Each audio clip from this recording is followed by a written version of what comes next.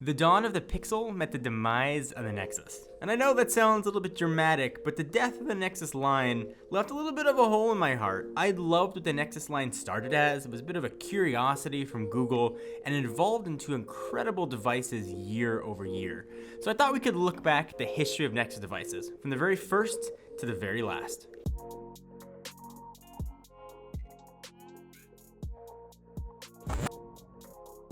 The story of the Nexus began on January 5th, 2010, when Google officially announced the Nexus 1. This was Google's chance to try things differently, to try a phone on their own and throw some side-eye at the folks at Cupertino. They launched a new store to sell it with, it was sold unsubsidized, and there was a lot of cool things it could do. In fact, if you want to know everything about the Nexus 1, we did a video revisiting the history of that device. But the specs were this: it had a 3.7-inch AMOLED display, it had at the time a pretty powerful 1 GHz Snapdragon processor, it had a pretty decent 5 megapixel camera with autofocus, LED flash, had digital zoom. If you remember, it was built by HTC. It had a really nice premium unibody feel as you'd expect from HTC. So in December of 2010, Google decided to announce the Nexus S. Google decided to switch away from HTC and partnered instead with Samsung for this device. And it sort of continued Android and I guess Google's push towards larger displays. So the unique feature of the Nexus S was NFC, which is something that became a staple of Android phones. And you could see the trend start to build here of Nexus phones launching what's going to be flagship features of Android. The Nexus S had a lot going for it, but two things it didn't have going for it were battery life and reception.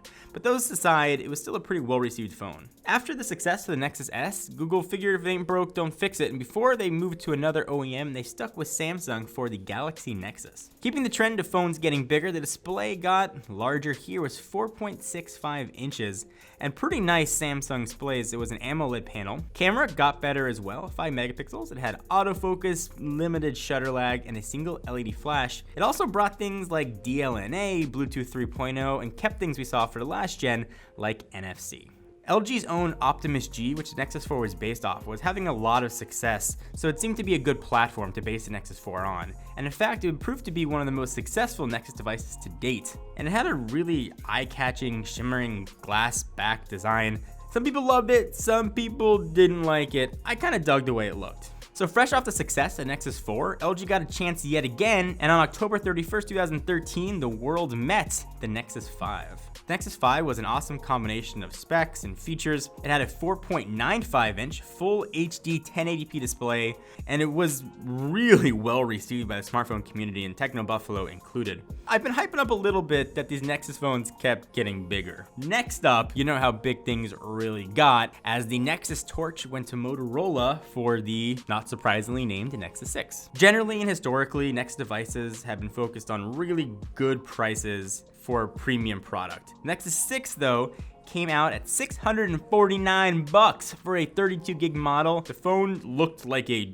Gigantor version of a Moto X, but just had a Nexus logo on the back of it. And areas where Nexus line had not always been that strong, like camera, for example, this thing had a 13 megapixel main shooter on the back, optical image stabilization. So I mentioned that a lot of people, you might be one of them, still love the Nexus 5, so it kind of got a revival. And these next two Nexus phones were actually the last two Nexus phones. They were launched at the same time, the Nexus 5X and the 6P. So again, the 5X, the real successor, 2013's Nexus 5, and it carried a lot of the aspects that everybody loved about the Nexus 5. Other features that these two Nexus phones brought in, the 5X in particular, brought in fingerprint reading and USB-C. So what about that 6P that I know a lot of you guys still love and are probably still in your pocket? This was the acme, the pinnacle, the top, and the last of the Nexus line. The device included an all aluminum based body that was thinner and lighter than the Nexus 6 before it. Had a rear fingerprint reader called Nexus Imprint. The phone felt premium in the hand, it looked like a flagship, it performed like a flagship, and it got supported by Google like a flagship.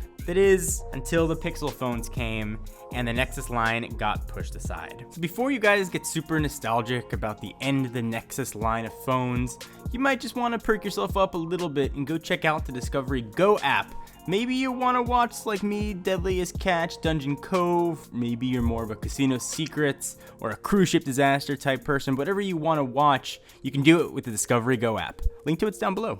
So this has been a history and a look back at the Nexus device. It's not a sad history because it's over, it's fun because we got to know them. What was your favorite of all these phones? How would you rank Nexus devices? I'd love to hear your thoughts on it. Leave the comments down below. Thank you guys for watching. Give the video a thumbs up to let us know you like it. And of course, subscribe for more videos like this. Until next time, I'm John Rettinger from Techno Buffalo.